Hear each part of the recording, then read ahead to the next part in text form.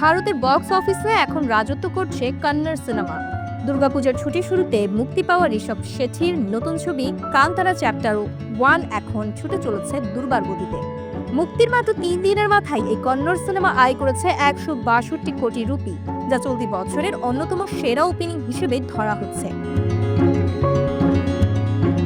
শনিবার পর্যন্ত ছবিটি ভারতের অভ্যন্তরীণ বাজারে 162.85 কোটি রুপি সংগ্রহ করেছে।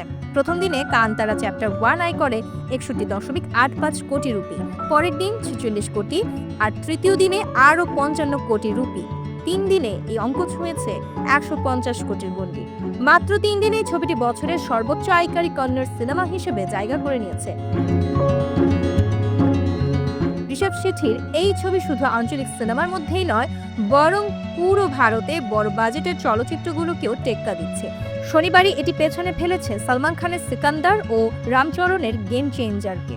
এই অর্জনের সঙ্গে কান্তারা চ্যাপ্টার 1 এখন কন্নড় ইন্ডাস্ট্রির ইতিহাসে মাত্র চতুর্থ সিনেমা, যা 150 কোটি ক্লাবে প্রবেশ করল।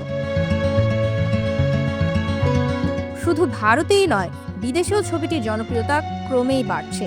মুক্তির প্রথম 2 দিনেই আন্তর্জাতিক বাজারে ছবিটি আয় করেছে $2.5 মিলিয়ন মার্কিন। সপ্তাহান্তে এই আয় আরও বাড়বে বলেই ধারণা করা হচ্ছে।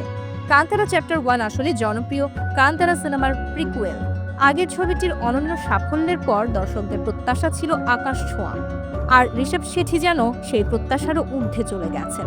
ছবিটি ইতিহাস, মিথ ও লোকজ বিশ্বাসের মেলবন্ধনেই গড়ে ওঠে শক্তিশালী পিরিয়ড অ্যাকশন ড্রামা, যেখানে ঋষভ আবারও তার পরিচালনা ও অভিনয় দক্ষতার পরিচয় দিয়েছে।